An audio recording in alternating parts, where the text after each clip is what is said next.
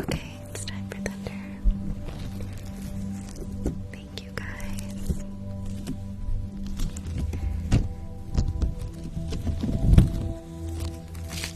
That was quick. That was fast.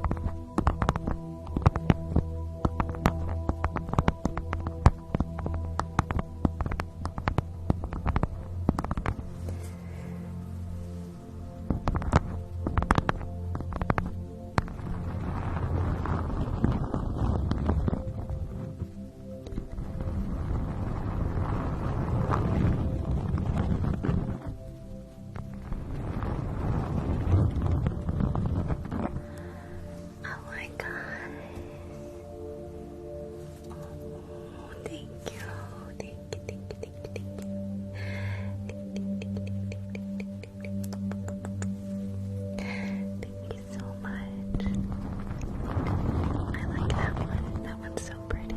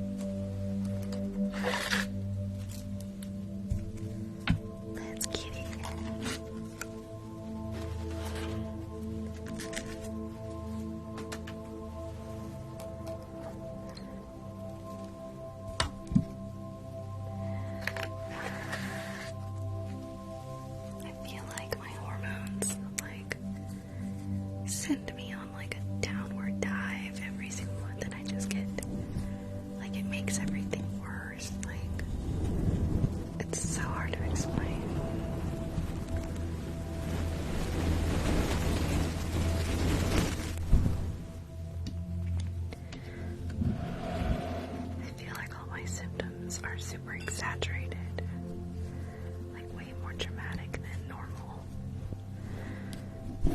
Yeah. PMDD, yeah, it's like, it lasts forever. It's like, I mean, I don't know for sure that that's why, but I don't know.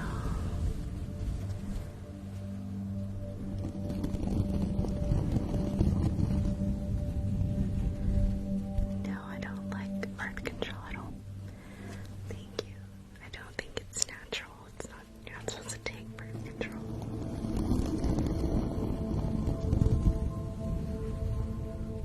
I feel like it's unnatural.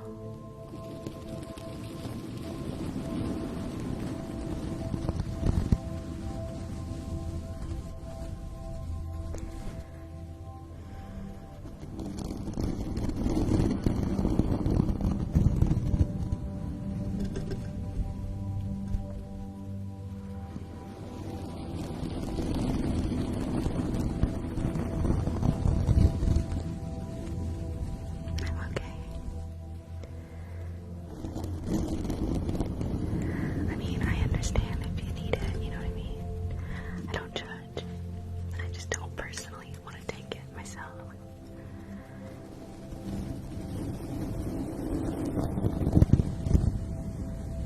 Yeah, no, my sister has PCOS, so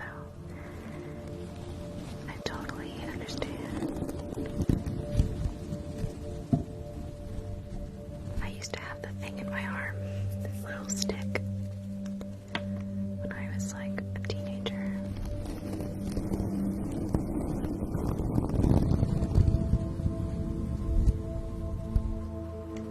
Yeah, to each their own, you know, it's personal preference.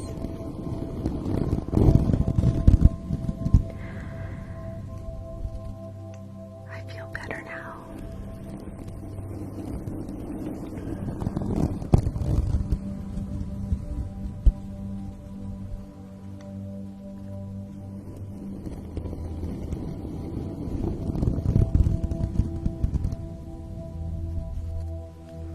It looks so perfect.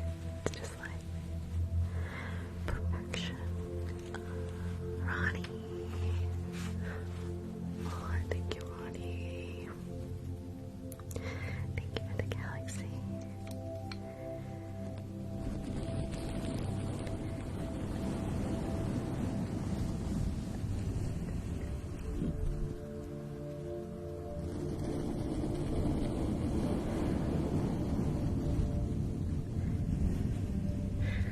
Thank you, Magenta.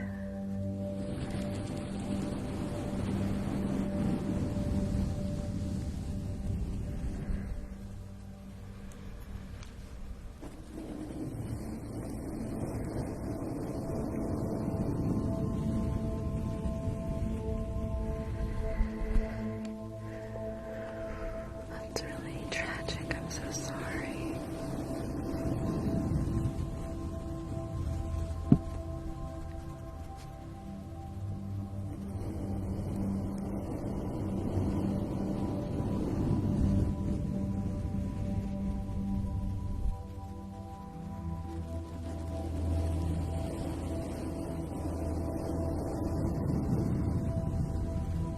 Thank you. My moderator, Barbara, she made these. Aren't they so cute? I love them so much.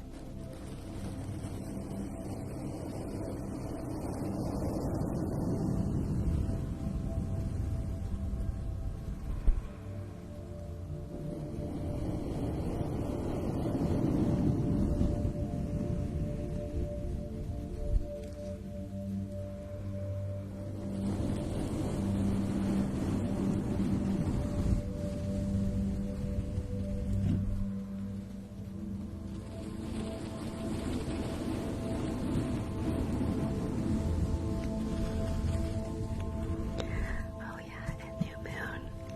I got my bracelet from New Moon. This is blue lace. I think blue lace. Agate. Blue lace agate.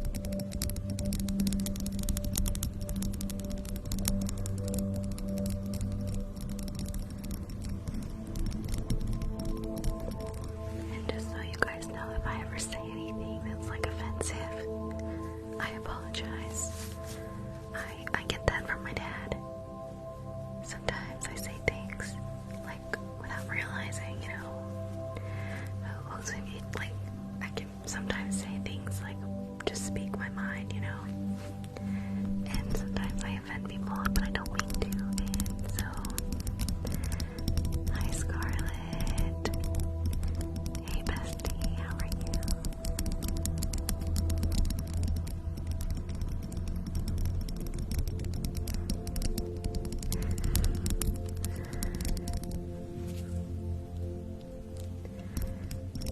I miss you too. I hope you're doing good.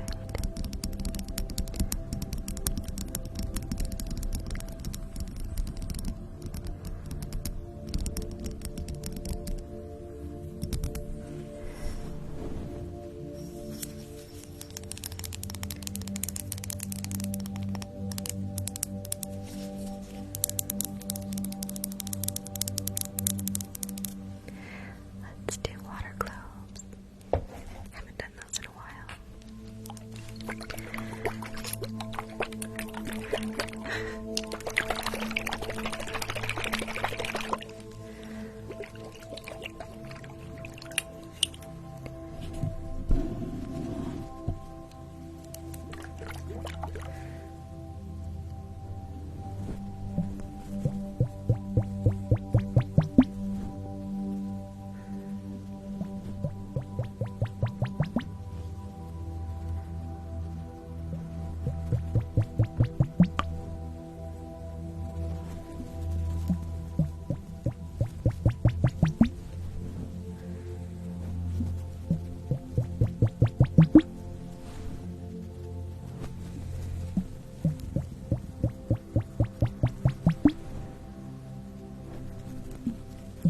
Thank you, Kristen.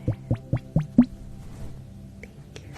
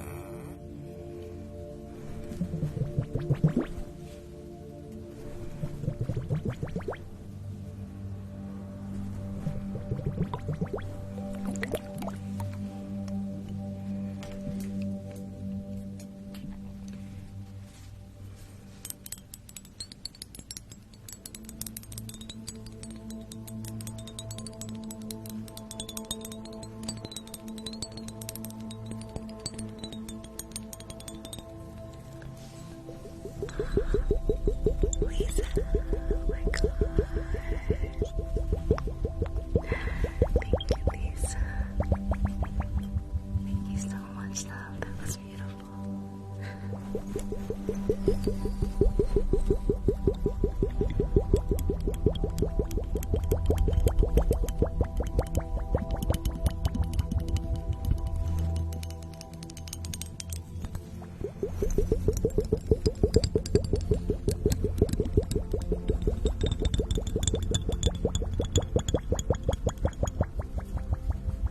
Thank you so much.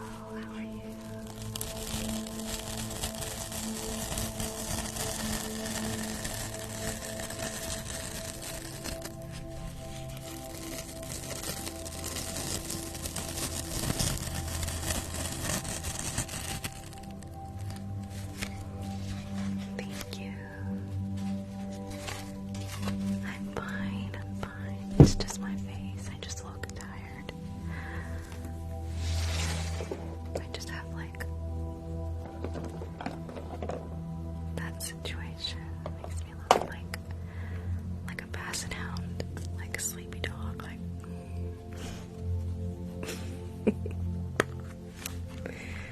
you know, like the basset hound on their eyes like droop.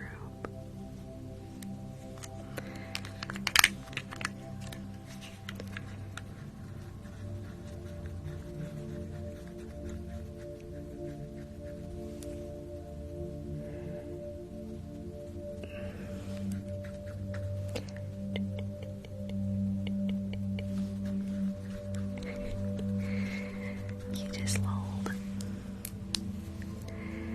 Yeah.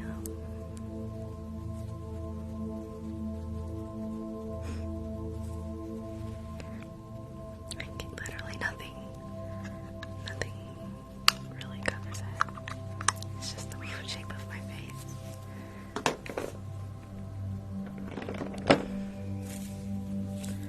I want to get like fillers or something. I don't know.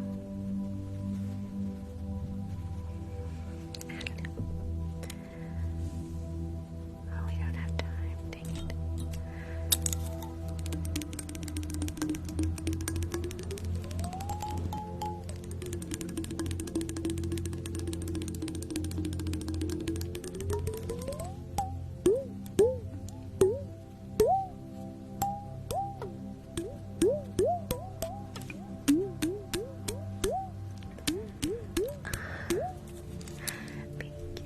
Thank you for the coral.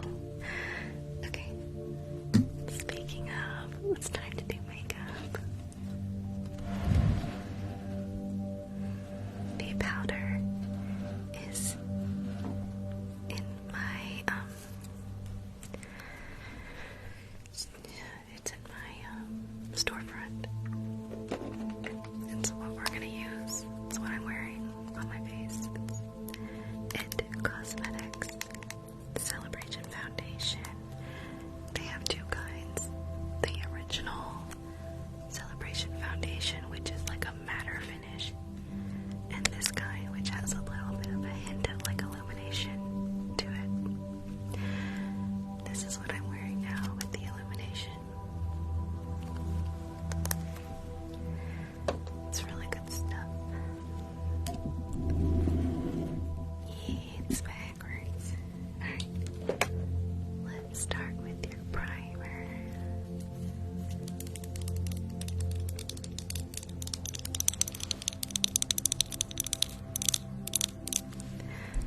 Let's fix Sully.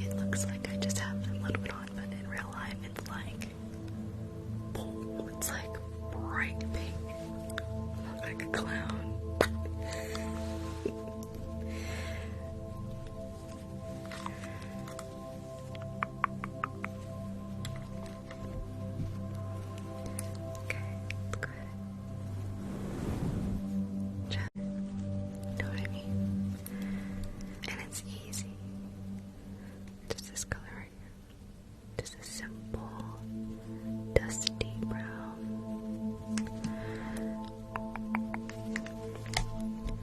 Dusty brown, that's a good name for it.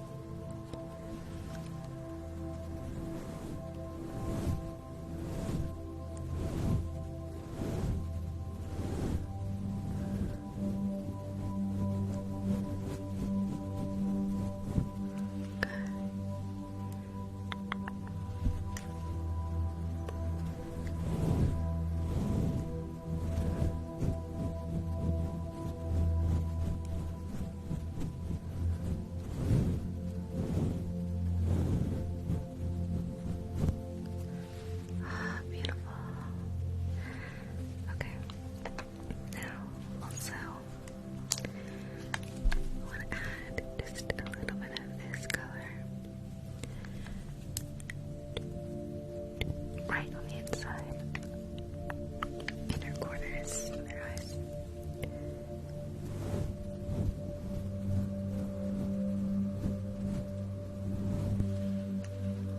Pretty.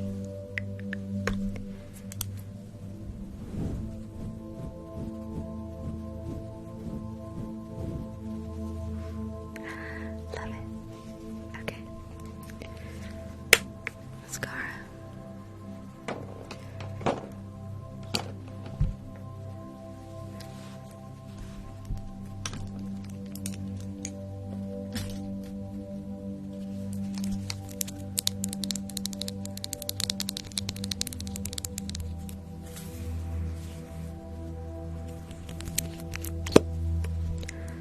Go ahead and blink.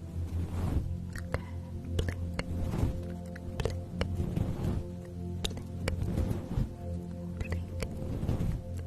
blink, blink.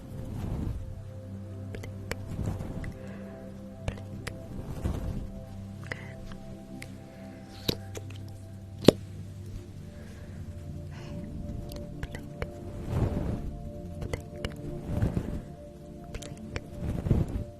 blink, blink,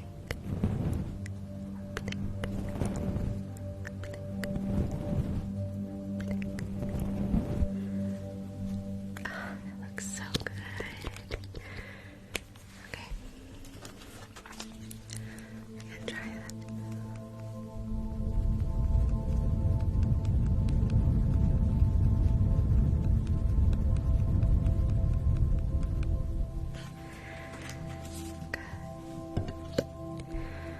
Okay, go ahead and look up for me. Good.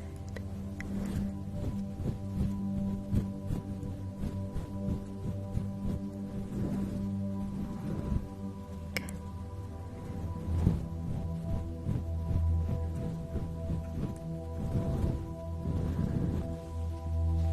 Perfect. Okay. Try that. Rochelle, oh my god. Thank you, Rochelle. Thank you, Rochelle. Thank you.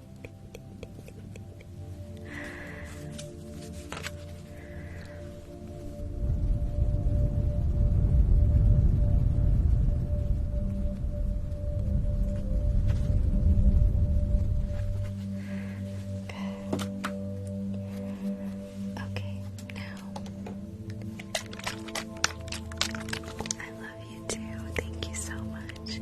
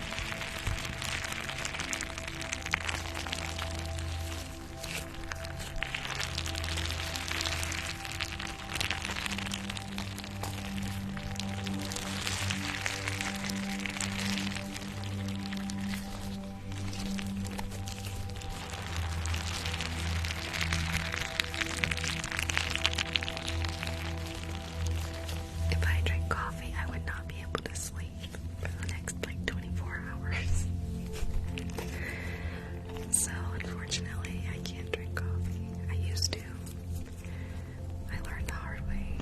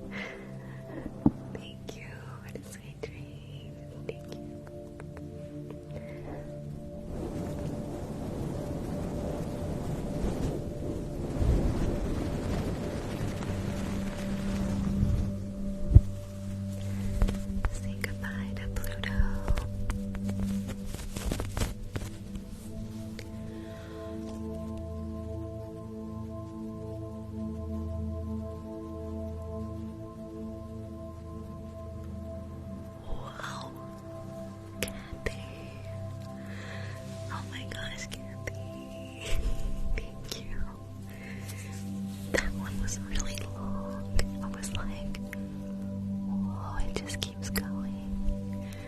Thank you so much, Kathy.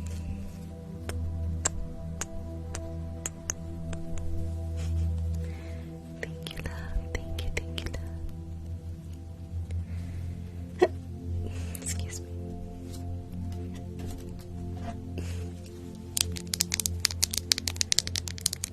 That was so cool.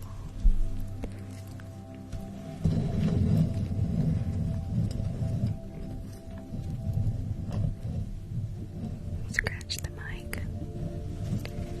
Sure. Thank you.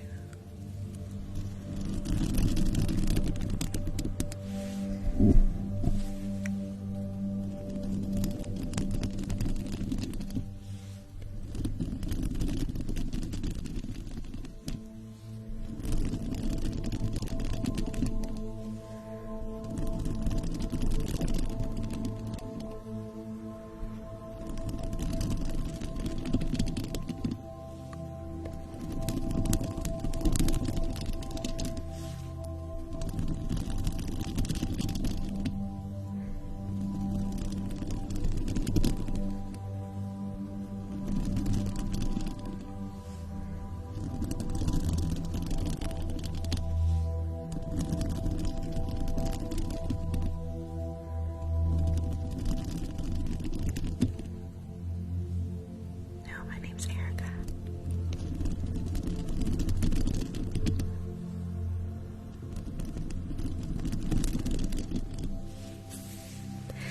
Okay, it's time. It's time for glue stick and hair mousse and shaving cream.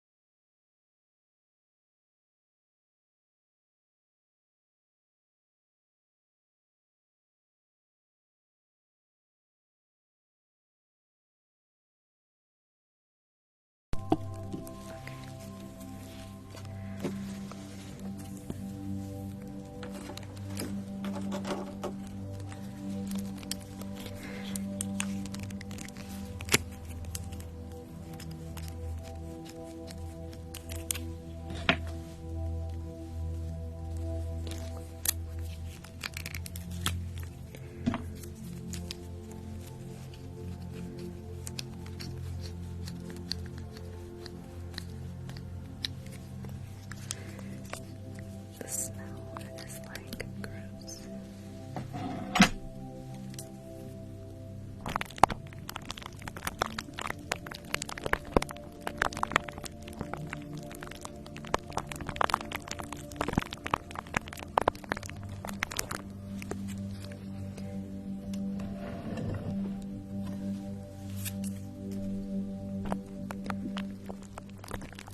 I missed something.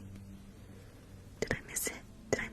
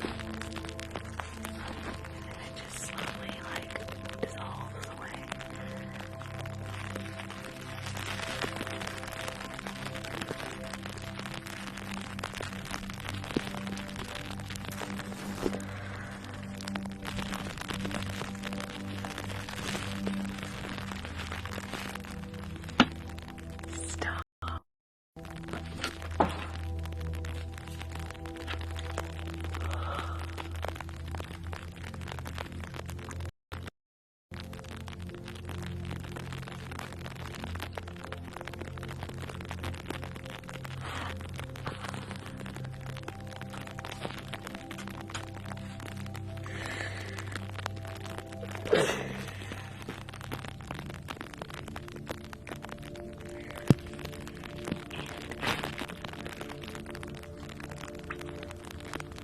I missed the yacht again.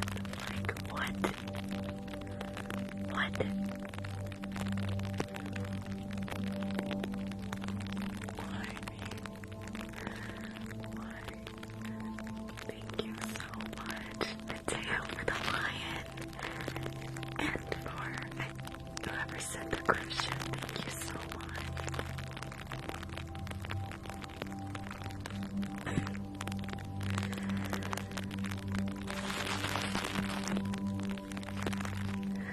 Thank you, Kathy. Don't send anything else. You're totally fine. I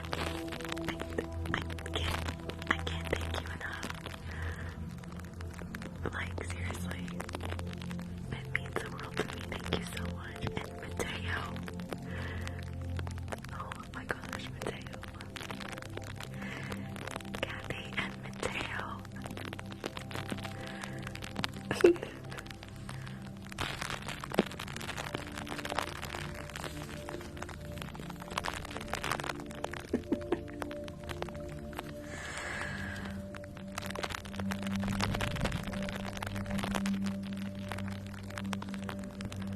Alright, let's everybody just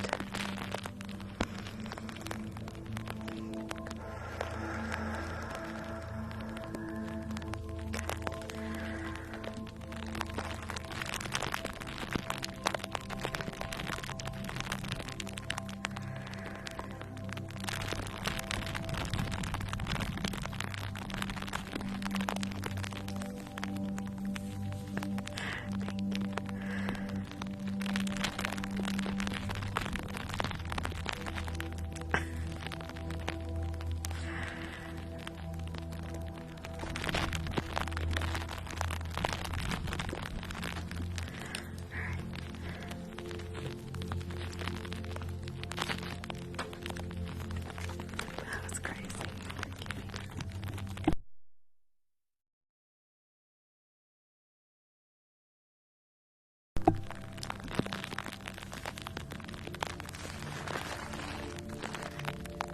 Thank you so much, Mateo. Like, oh my god. That's amazing. Amazing.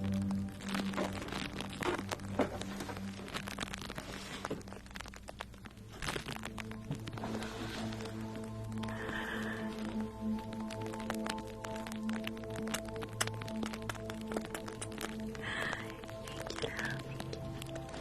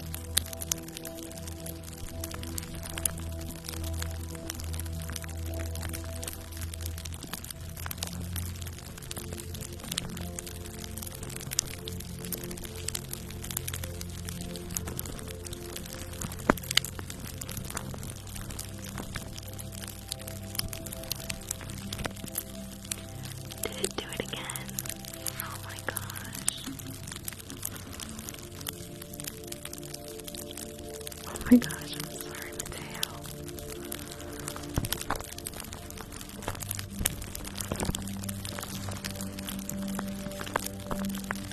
Oh my gosh, again. What the heck?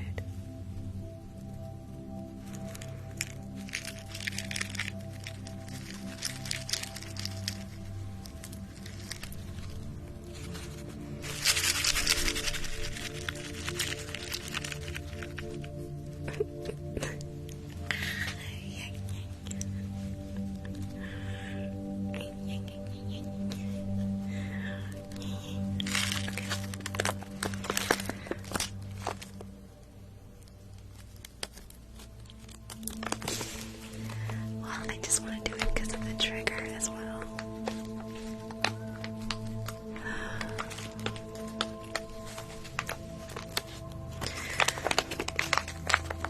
Okay, yeah, I'll just get a tiny little bit. Just a tiny, tiny bit.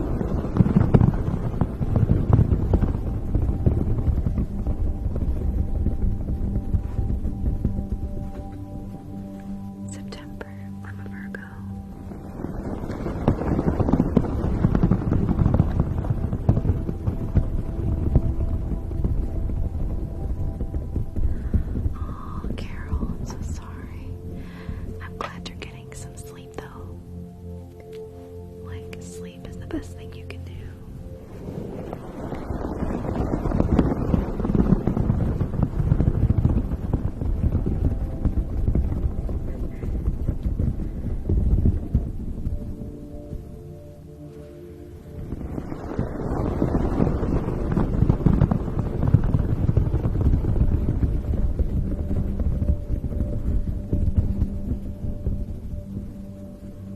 Yeah, we're a little bit high maintenance.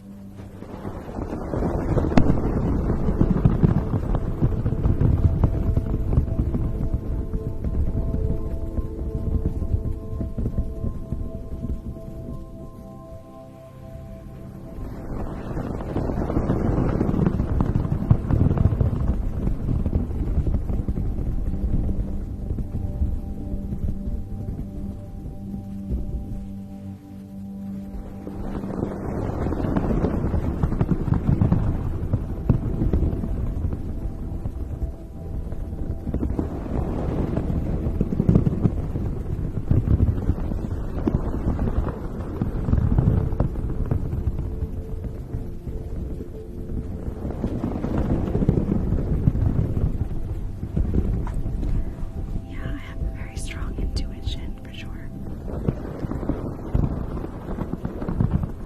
I just know things, but I can't explain them.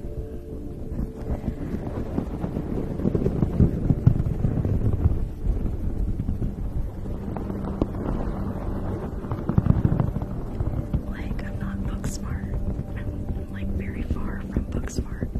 And I'm definitely not street smart. But like,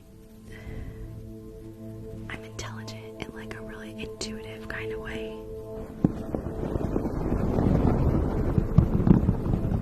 It's hard to explain.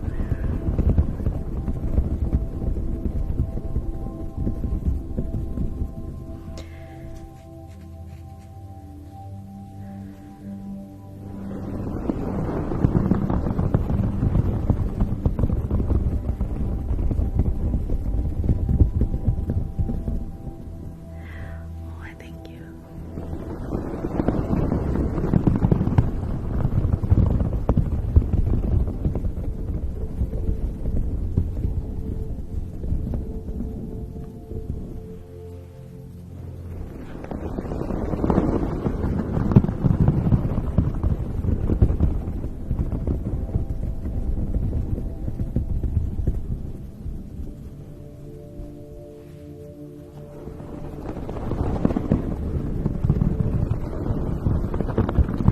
I'm very like emotionally intelligent,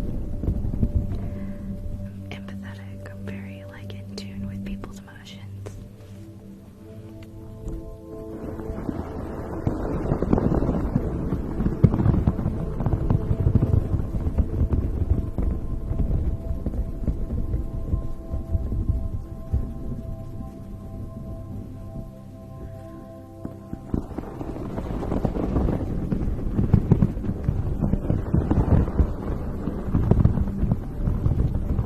Yeah, I am an empath, like to the core.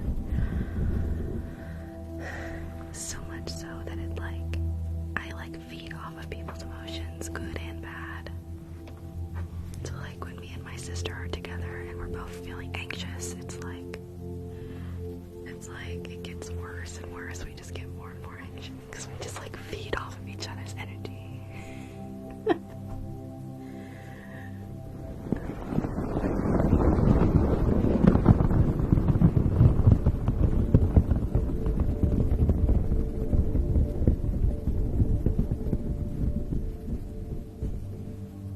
No, we're not twins.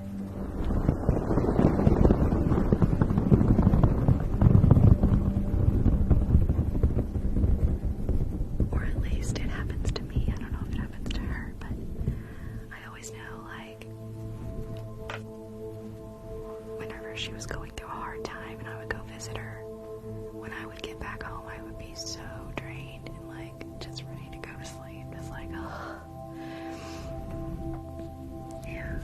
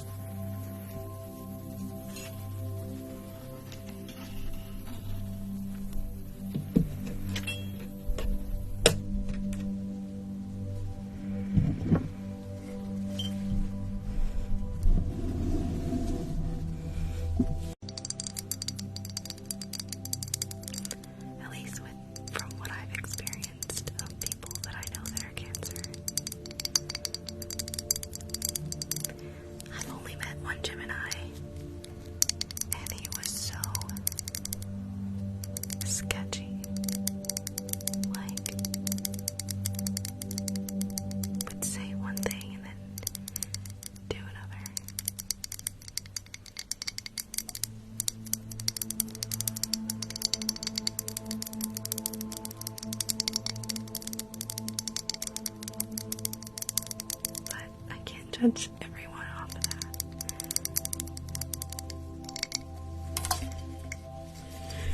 Geminis are all sketchy.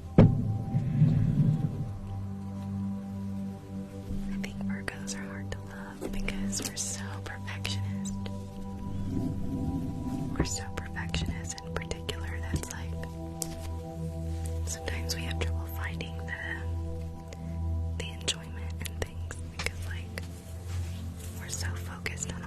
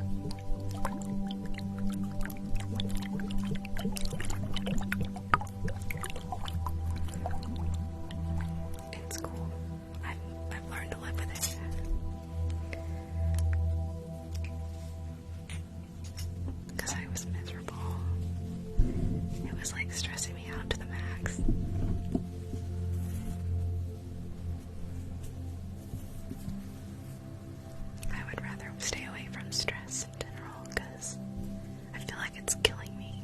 Like it's like poisoning my body every day that I'm like under a lot of stress. And so I feel like it's best to just try to avoid the stress if you can. Because it's like a poison. It's a silent killer. Silent killer.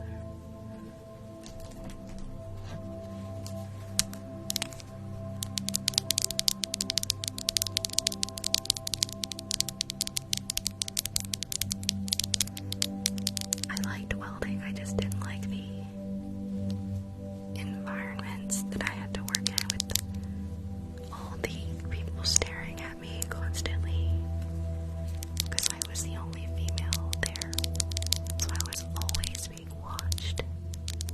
Always. I was always being watched and like hovering over me and like checking my work like more closely than everyone else's, you know, like so I was just under so much pressure all the time. And over 10 years, it just started to like wear on me, on my mental and my physical health. It was like it was just like done.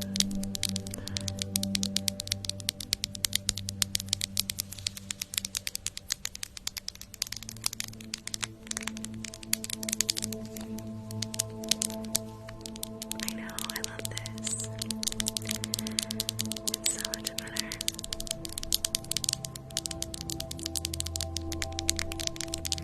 Thank you.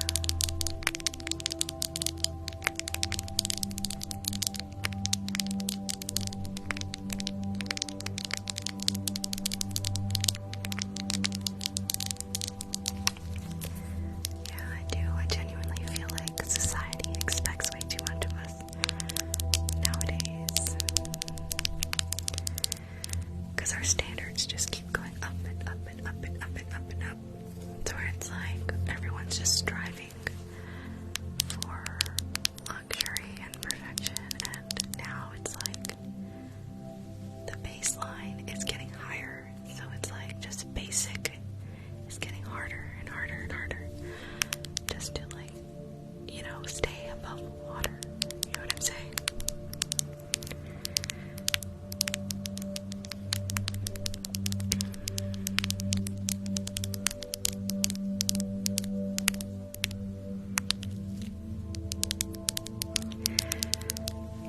Sorry, I'm being so negative right now. Let's just pluck.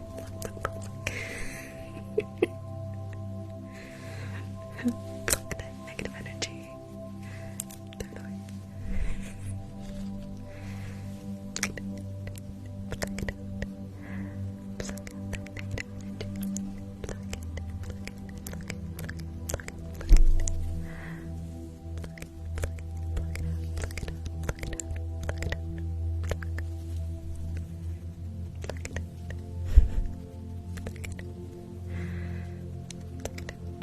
I don't have anything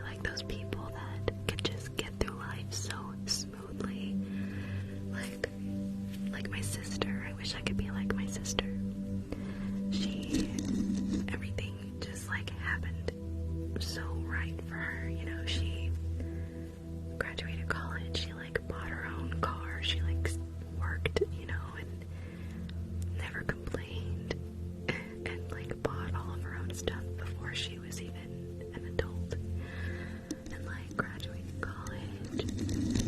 She just got married, now she's got a kid. Everything happened so perfectly for her.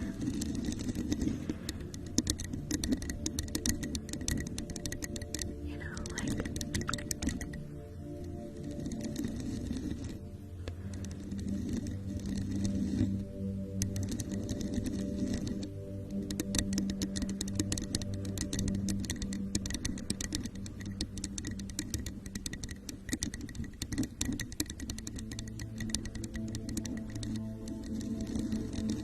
I am an aunt, I have a nephew and a niece.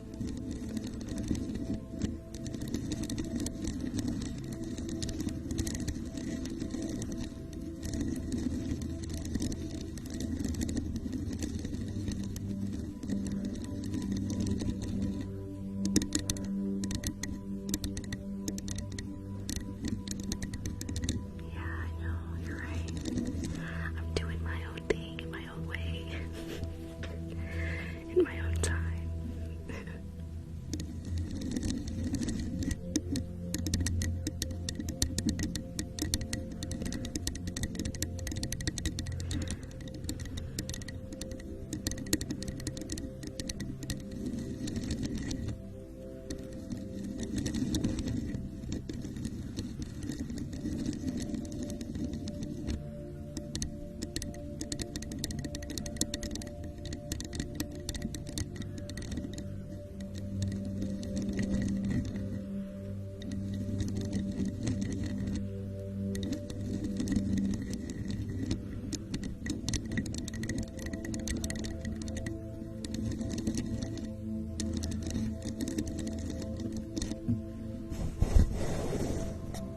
My mom wanted me to go to school for music.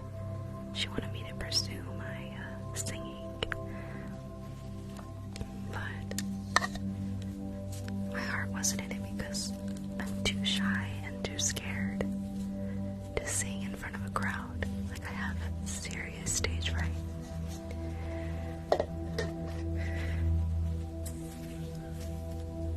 Honestly though, I wish I at least would have tried instead of just completely.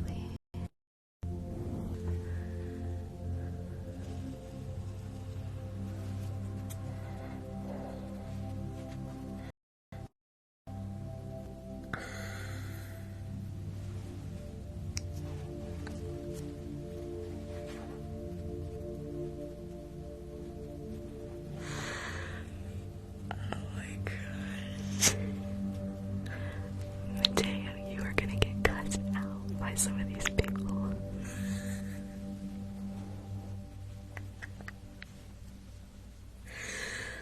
Oh my god.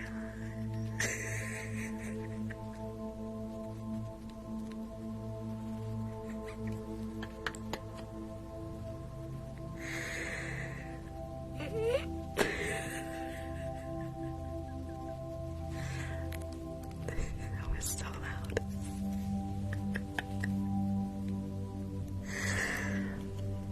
Oh my gosh, Mateo.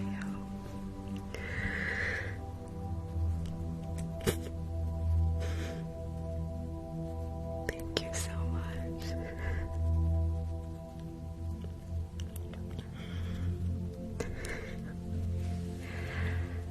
Oh my goodness.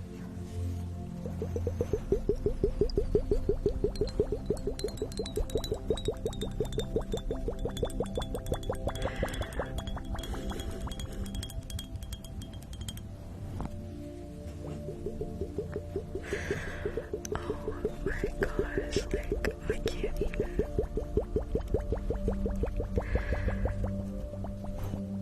Talk about some deep life stuff. And then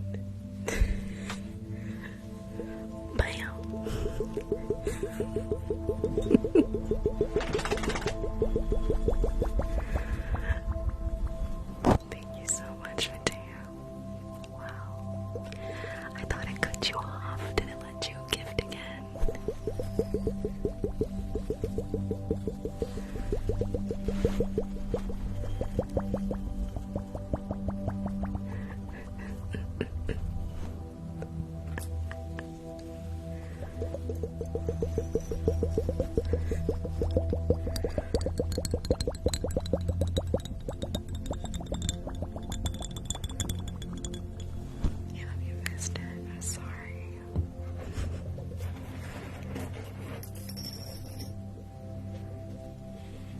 It's a lot. I think it's like $500 for the line. Like, gray.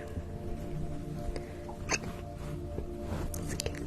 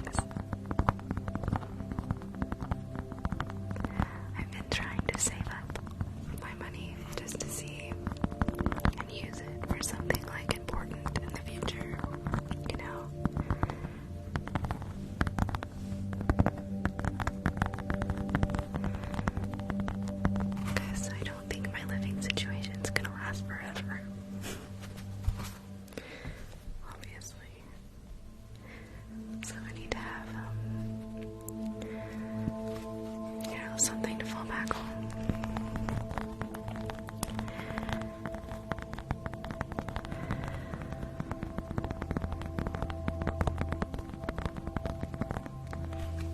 Oh yeah, and I definitely send lots of ASMR artists gifts as well, so a lot of it goes back, like, you know, spreads throughout to all the other ASMR artists, because I like sending other people gifts too.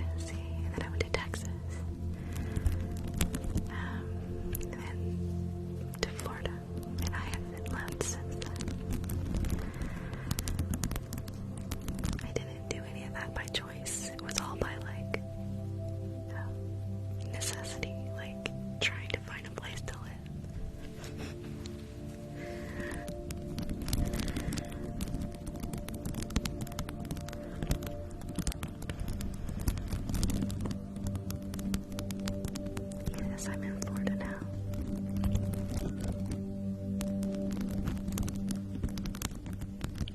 I'm gonna go visit my sister in Michigan for the 4th of July. And I get to see my nephew. And I'm so excited to see him.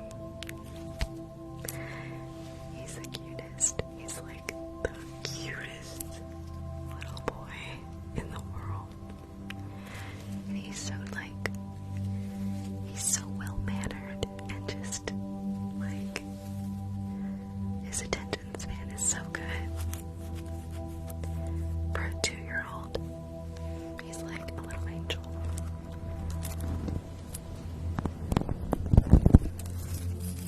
It's just gonna be me and my sister, which is how I like it, just me and my sister, because she's out there by herself. Just her and her nephew, her son.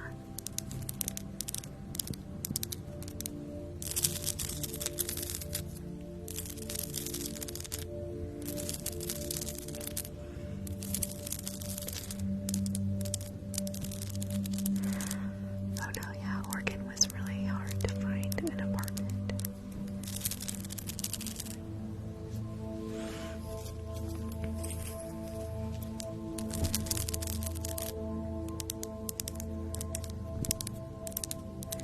I don't want to leave Florida though.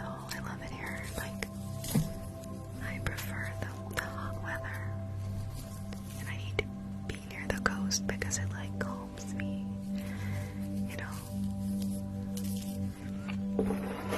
I feel like when I'm inland, like away from the ocean, I feel like I'm suffocating. It's bizarre. It's like I'm like stuck in a bowl and you can't get out. That's like how it feels.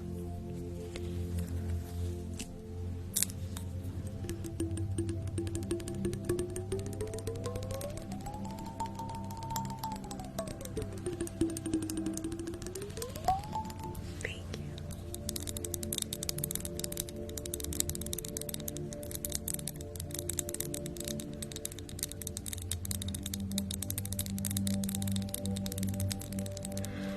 But some people love it, you know, some people love that kind of landscape.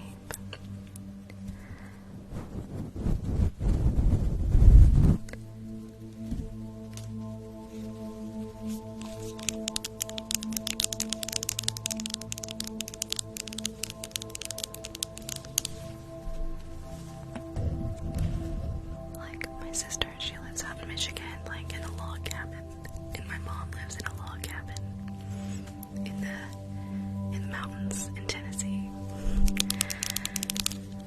I would lose my mind living where my mom lives.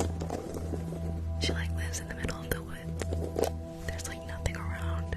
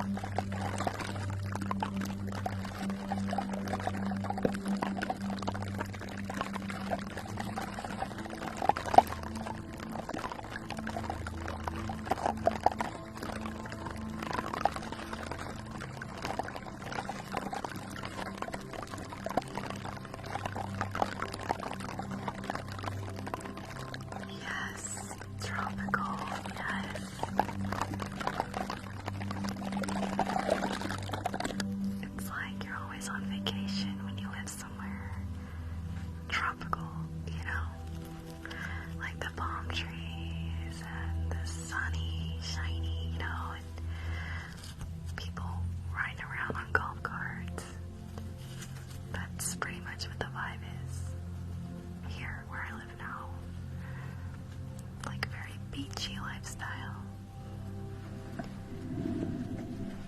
People walking around in nothing. I'm like, I wish I could do that.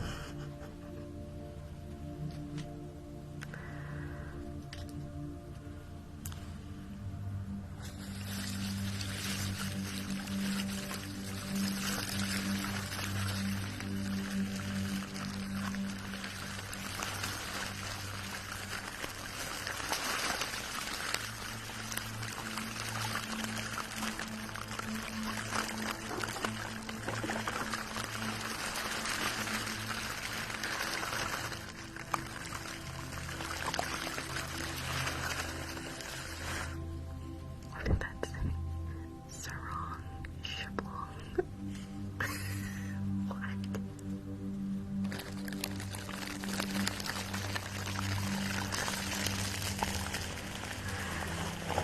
We love you too, Mateo.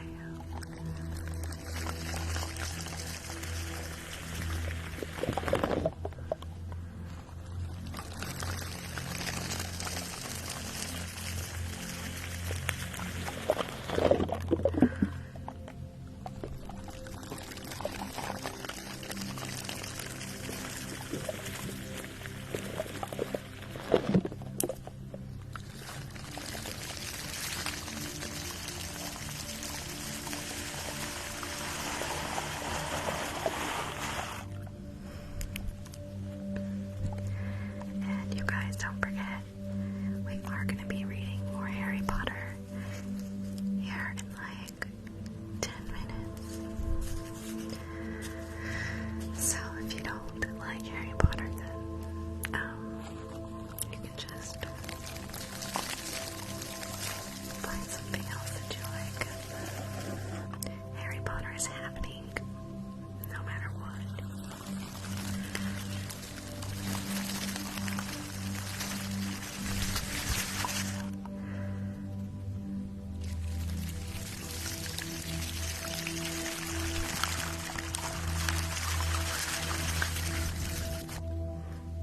No, I don't like Twilight. It's so corny. Like corny in a bad way.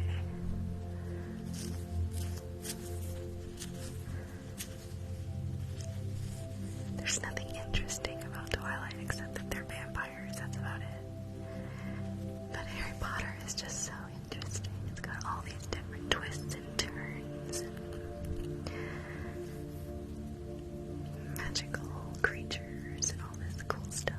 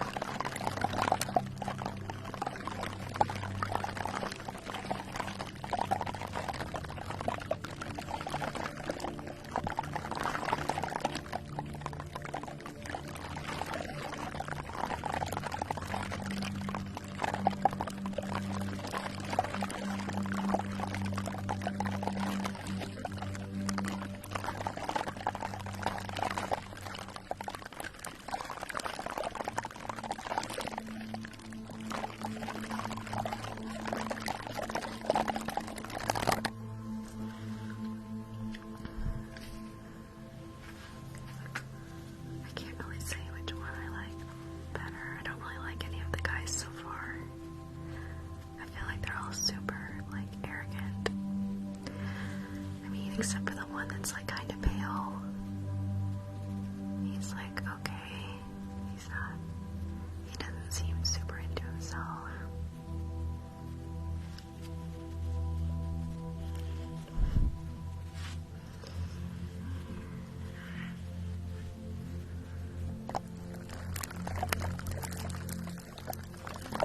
No, Luca is the one with all the tattoos. He seems a little bit arrogant. The other one with not as many tattoos.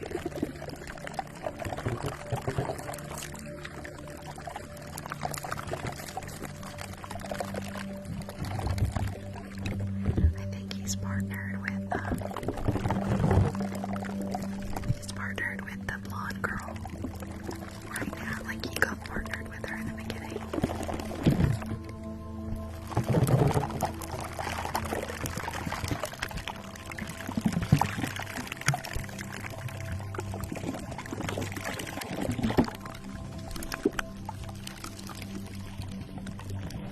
Thank you.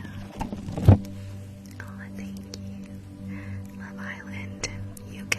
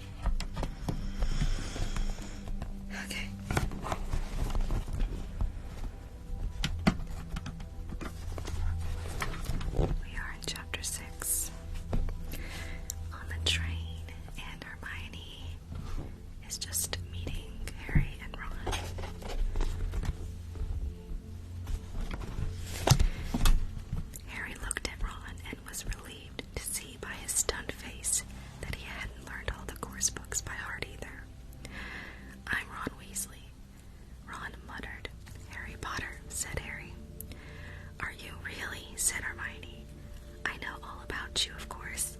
I got a few extra books for background reading, and you're in modern magical history, and the rise and fall of the dark arts and great wizarding events of the 20th century. Am I? Said Harry, feeling dazed. Goodness, didn't you know that? I'd have found out everything I could if it was me, said Hermione. Do either of you know what house you'll be in? I've been asking around, and I hope I'm in Gryffindor. It sounds by far the best. I hear Dumbledore himself was in it, but I suppose Ravenclaw wouldn't be too bad. Anyway, we'd better go and look for Neville's toad. You two had better change, you know. I expect we'll be there soon. And she left, taking the toadless boy with her.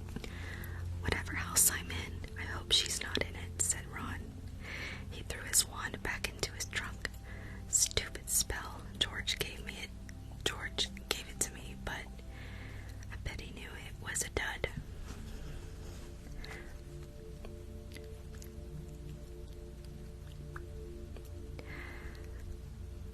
What house are your brothers in? Asked Harry. Gryffindor, said Ron. Gloom seemed to settle on him again. Mom and Dad were in it too. I don't know what they'll say if I'm not. I don't suppose Ravenclaw would be too bad, but imagine if they put me in Slytherin. That's the house that you know who was in? Yeah, said Ron. He flopped back into his seat, looking depressed. You know, I think the ends of Scabbers' whiskers are a bit lighter, said Harry, trying to take Ron's mind off of the houses. So what do your oldest brothers do now that they've left anyway? Harry was wondering what a wizard did once he'd finished school. Charlie's in Romania studying dragons, and Bill's in Africa doing something for Gringotts, said Ron. Did you hear about Gringotts? It's been all over the Daily Prophet, but I don't suppose you get that with the Muggles. Someone tried to rob a high-security vault. Harry stared. Really? What happened to them? Nothing. That's why it's such big news. They haven't been caught. My dad says it must have been a powerful dark wizard to get around Gringotts, but they don't think they took anything. That's odd. Or that's what's odd. Of course, everyone gets scared when something like this happens, in case you know who's behind it. Harry turned this news over in his mind. He was starting to get a prickle of fear every time you know who was mentioned. He supposed this was all part of entering the magical world, but it had been a lot more comfortable saying Voldemort without worrying. What's your Quidditch team? Ron asked. I don't know any, Harry confessed. What? Ron looked dumbfounded. Oh, you wait.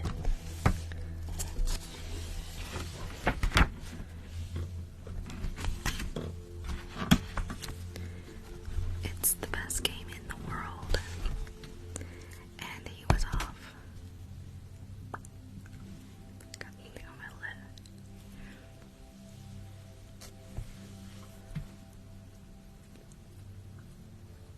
Like a piece of skin hanging off my lip. Okay. And he was off explaining all about the 4 balls and the positions of the 7 players, describing famous games he'd been to with his brothers and the broomstick he'd like to get if he had the money. He was just taking Harry through the finer points of the game when the compartment door slid open yet again, but it wasn't Neville the toadless boy, or Hermione Granger this time. 3 boys entered, and Harry recognized the middle one at once. It was the pale boy from Madame Malkin's robe shop. He was looking at Harry with a lot more interest than he'd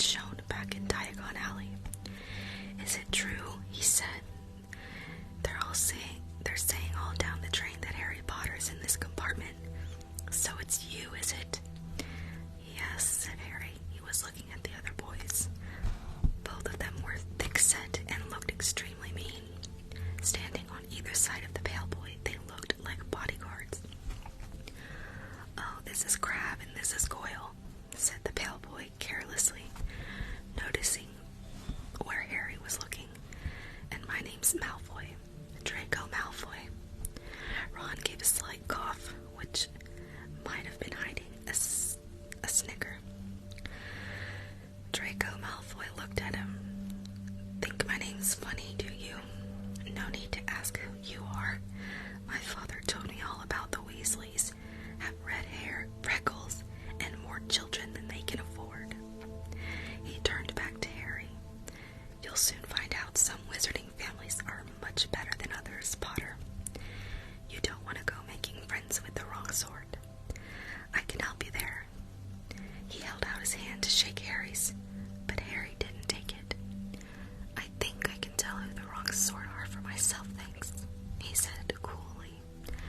Draco Malfoy didn't go red, but a pink tinge appeared in his pale cheeks. I'd be careful if I were you, Potter, he said slowly. Unless you're a bit politer, you'll go the same way as your parents. They didn't know what was good for them either. You hang around with riffraff like the Weasleys and that Hagrid, and it'll rub off on you. Both Harry and Ron stood up. Say that again, Ron said, his face as red as his hair. Oh, you're gonna fight us, are you? Malfoy sneered. Unless you get out now, said Harry, more bravely than he felt, because Crabbe and Goyle were a lot bigger than him or Ron. But we don't feel like leaving, do we, boys? We've eaten all our food, and you still seem to have some. Goyle reached towards the chocolate frogs next to Ron. Ron leapt forward, but before he so much as touched Goyle, Goyle let out a horrible yell. Scabbers the rat was hanging off of his finger. Sharp little teeth sunk deep into Goyle's knuckle. Crabbe and Malfoy backed away as Goyle swung Scabbers round and round, howling, and when Scabbers finally flew off and hit the window, all three of them disappeared at once. Perhaps they thought there were more rats lurking among the sweets, or perhaps they'd heard footsteps, because a second later, Hermione Granger had come in. What has been going on? She said, looking at the sweets all over the floor, Ron picking up Scabbers by his tail. I think he's been knocked out, Ron said to Harry. He looked closer at Scabbers. No, I don't believe it. He's gone back to sleep. And so he had. You've met Malfoy before. Harry explained about their meeting in Diagon Alley. I've heard of his family, said Ron darkly. They were some of the first to come back to our side after you-know-who disappeared. Said they'd been bewitched. My dad doesn't believe it. He says Malfoy's father didn't need an excuse to go over to the dark side. He turned to Hermione. Can we help you with something? You'd better hurry up and put on your robes. I've just been up to the front to ask the conductor, and he says we're nearly there. You haven't been fighting, have you? You'll be in trouble before we even get there.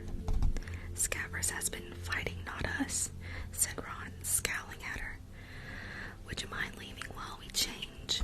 Alright, I only came in here because people outside are behaving very childishly, racing up and down the corridors, said Hermione in a sniffy voice. And you've got dirt on your nose, by the way, did you know? Ron glared at her as she left. Harry peered out the window. It was getting dark. He could see mountains and forests under a deep purple sky. The train did seem to be slowing down. He and Ron took off their jackets and pulled on their long black robes. Ron's were a bit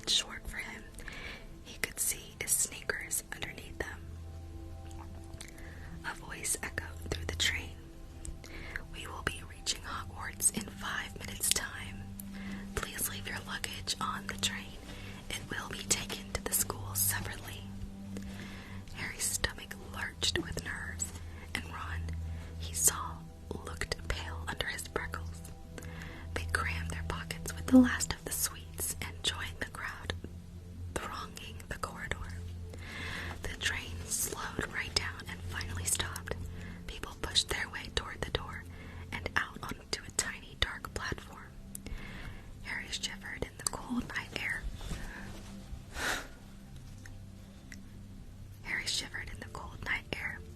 Then a lamp came bobbing over the heads of the students, and Harry heard a familiar voice. First years over here. All right there, Harry. Hagrid's big hairy face beamed over the sea of heads. Come on, follow me. Any more first years? Mind your step now. First years, follow me. Slipping and stumbling, they followed Hagrid down what seemed to be a steep and narrow path. It was so dark on either side of them that Harry thought there must be thick trees there. Nobody spoke much. Neville, the boy who kept losing his toad, sniffed once or twice.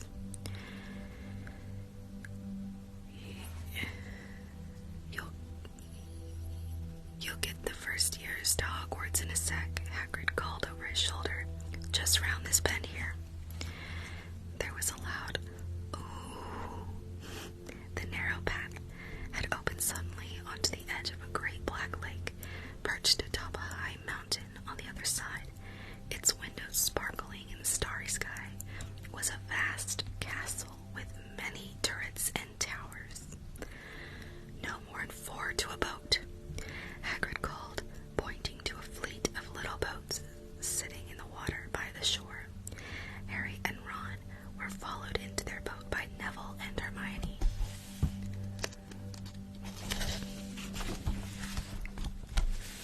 Everyone in, shouted Hagrid, who had a boat to himself. Right then, forward!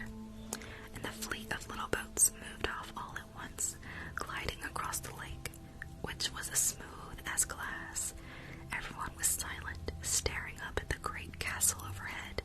It towered over them as they sailed nearer and nearer to the cliff on which it stood.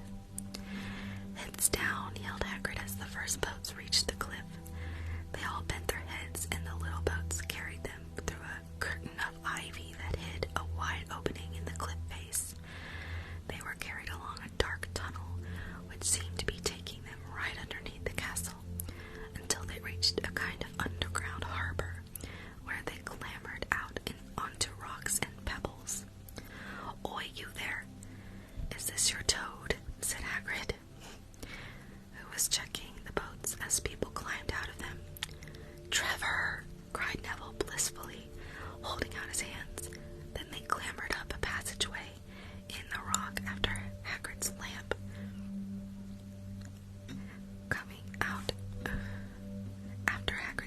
coming out at least 2 onto smooth, damp grass right in the shadow of the castle.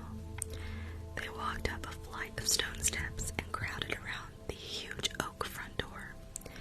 Everyone here? You there still got your toad? Hagrid raised a gigantic fist and knocked 3 times on the castle door.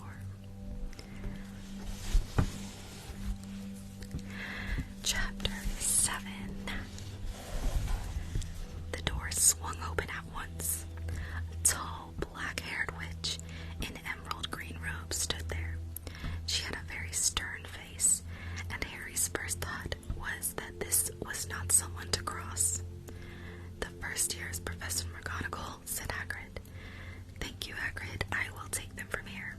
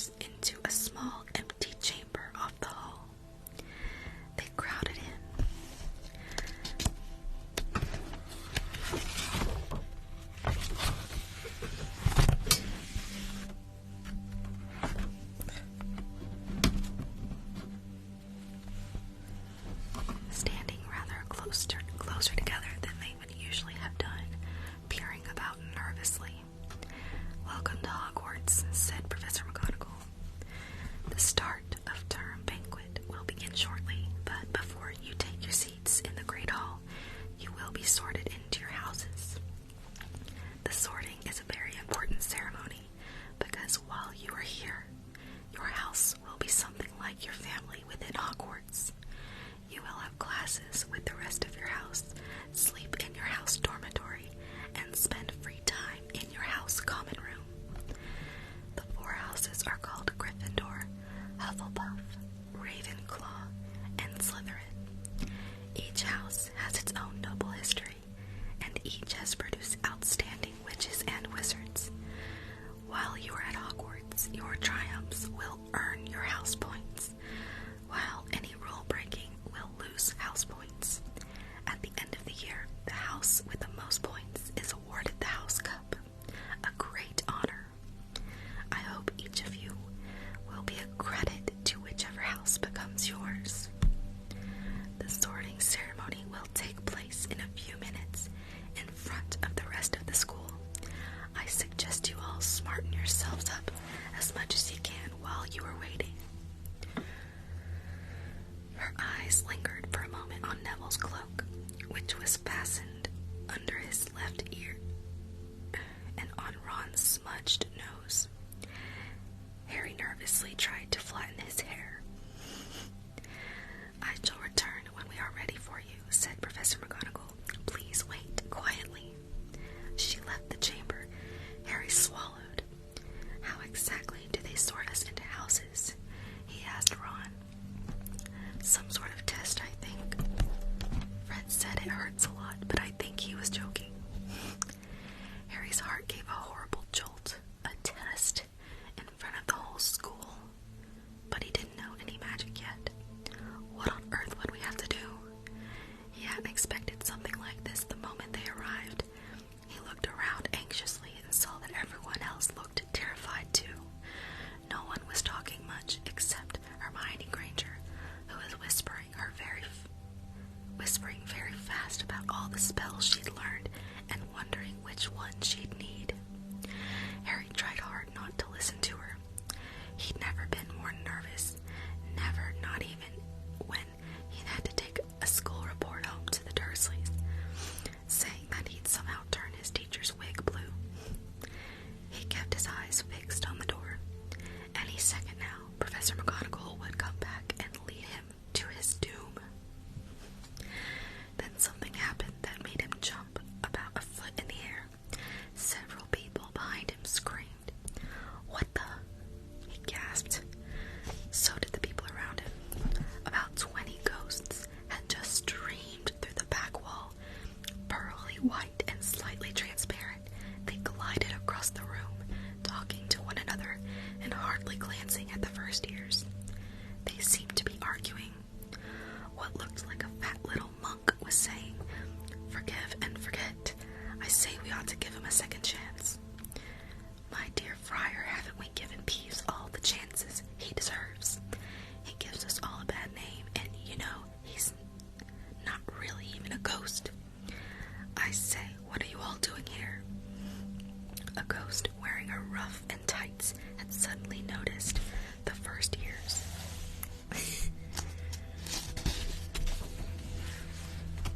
Nobody answered.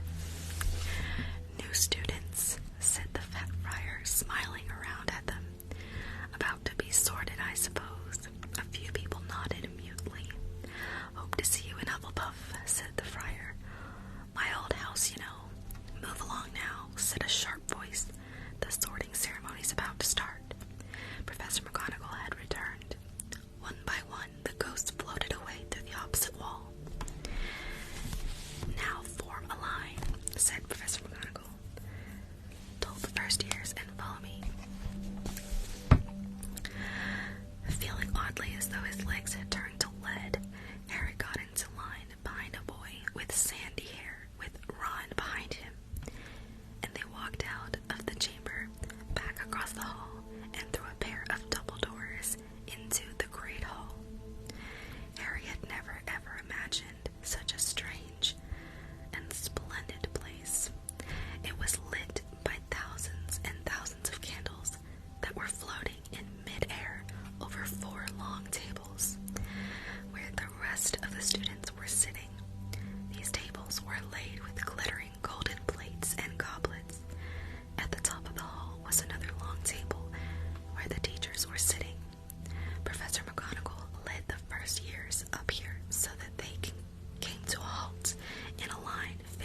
the other students, with the teachers behind them. The hundreds of faces staring at them looked like pale lanterns in the flickering candlelight.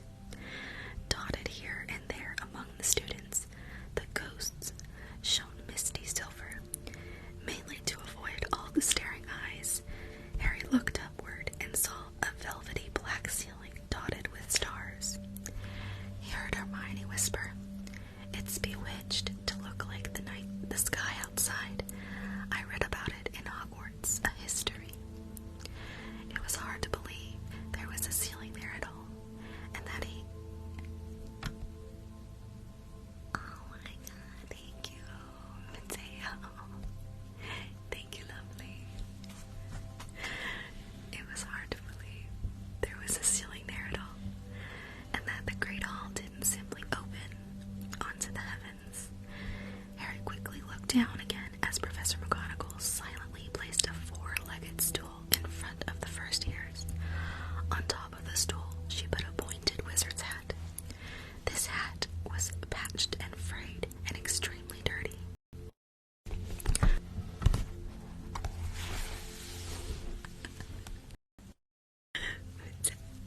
Thank you, lovely. Thank you so much, Mateo. Aunt Petunia wouldn't have let in the house. Maybe they had to try and get a rabbit out of it, Harry thought wildly. That seemed the sort of thing. Noticing that everyone in the hall was now staring at the hat, he stared at it too. For a few seconds, there was a complete silence. Then the hat twitched.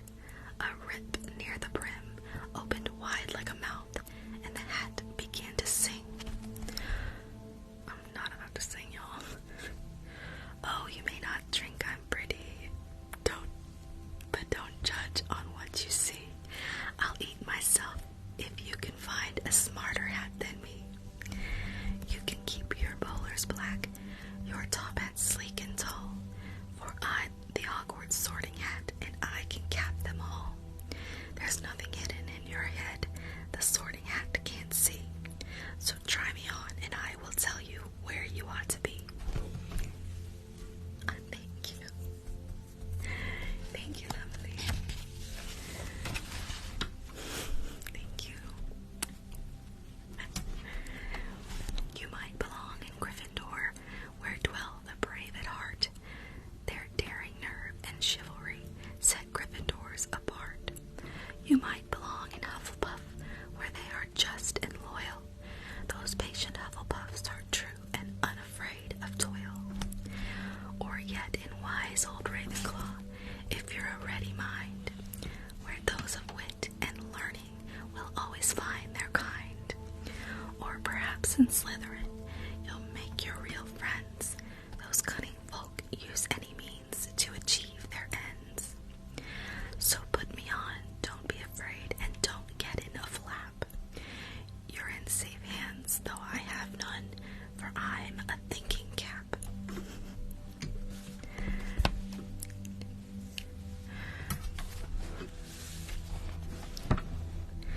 The whole hall burst into applause as the hat finished its song. It had bowed to each of the four tables and then become quite still again. So we've just got to try on the hat, Ron whispered to Harry. I'll kill Fred. He was going on about wrestling a troll. Harry smiled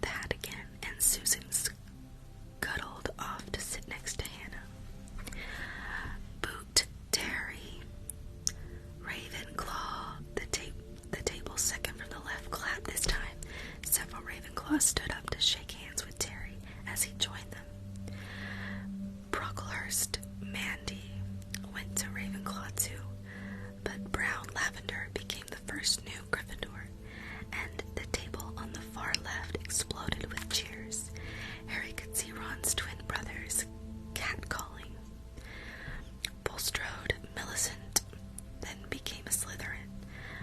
Perhaps it was Harry's imagination after all he'd heard about Slytherin, but he thought they looked like an unpleasant lot. He was starting to feel definitely sick now. He remembered being picked for teams during gym at his old school. He had always been last to be chosen, not because he was no good, but because no one wanted Dudley to think they liked him. Finch, Fletchley, Justin, Hufflepuff. Sometimes Harry noticed the hat shouted out the house at once, but at others it took a little while to decide. Finnegan Seamus, the sandy-haired boy. Oh, there's a Sonia raid. Oh, you guys. Oh, thank you. I'm reading Harry Potter. I'm not really doing any ASMR except for just whispering. Thank you so much for the raid, love. Thank you. Thank you, lovely. Oh, that's so sweet. Thank you, girl. Okay, I'm gonna continue reading now. Thank you, Sonia. Sometimes Harry noticed the hat shouted out the house at once, but at others it took a while to decide.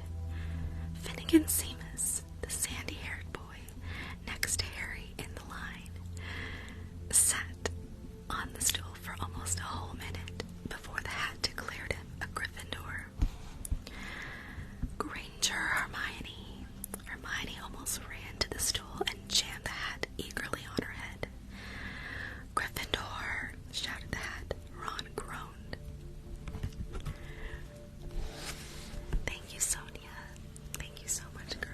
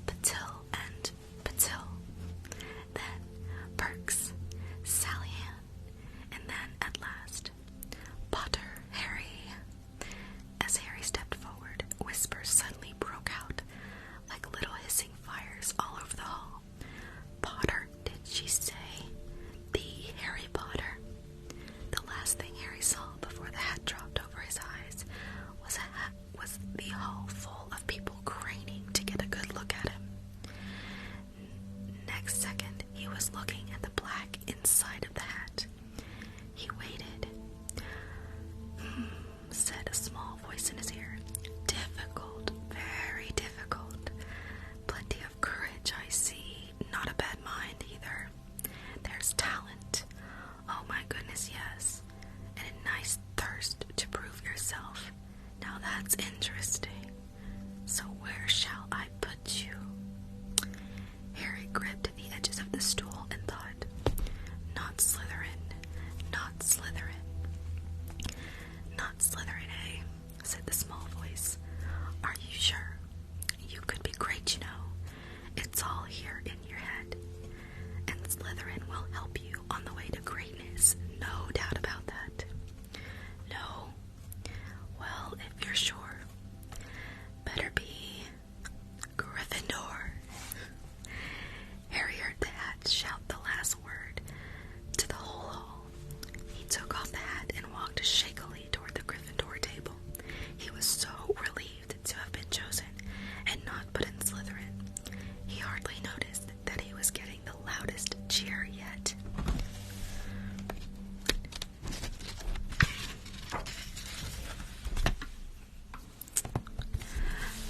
Percy the prefect got up and shook his hand vigorously, while the Weasley twins yelled, "We got Potter! We got Potter!" Harry sat down opposite the ghost in the ruff he'd seen earlier. The ghost patted his arm, giving Harry the sudden, horrible feeling he'd just plunged it into a bucket of ice-cold water. He could see the high table properly now. At the end nearest him sat Hagrid, who caught his eye and gave him the thumbs up. Harry grinned back, and there in the center of the high table, in a large gold chair, sat Albus Dumbledore. Harry recognized him at once from the card he'd gotten out of the chocolate frog on the train. Dumbledore's silver hair was the only thing in the whole hall that had shone as brightly as the ghost's. Harry spotted Professor Quirrell, too, the nervous young man from the Leaky Cauldron. He was looking fairly peculiar in a large purple turban.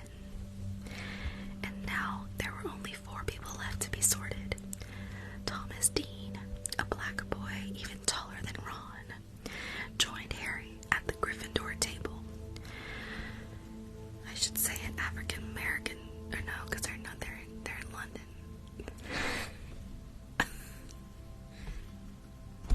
Okay, we'll just say black boy. Turban Lisa became a Ravenclaw, and then it was Ron's turn. He was pale green by now. Harry crossed his fingers under the table, and a second later the hat had shouted, Gryffindor. Harry clapped loudly with the rest as Ron collapsed into the chair next to him. Well done, Ron, excellent, said Percy Weasley pompously across Harry as Zambini Blaze was made a Slytherin. Professor McGonagall rolled up her scroll and took the sorting hat away.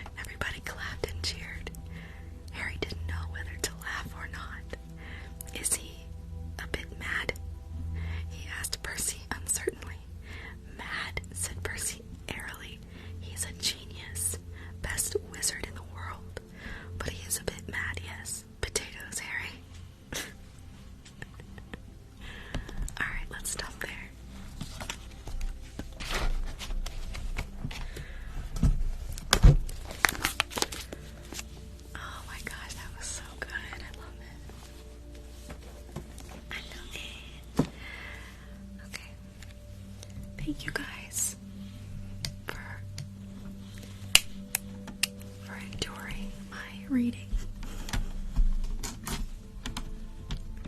Yes, we are going to do a raid.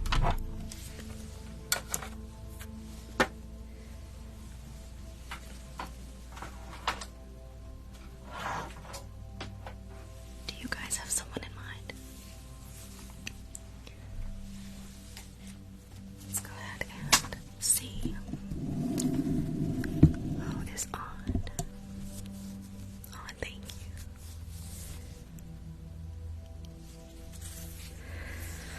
We already did move crew. I think we've done her twice, actually. Let's see.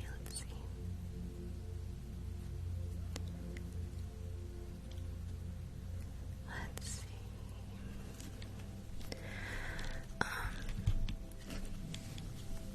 Titanic, what? What do you mean, Titanic?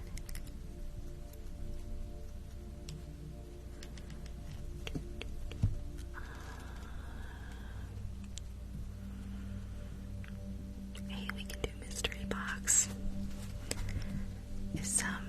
Is mystery box doing a battle? Will someone go see if mystery box is doing a battle? I guess even if he is, we can still rate him. Yeah, let's rate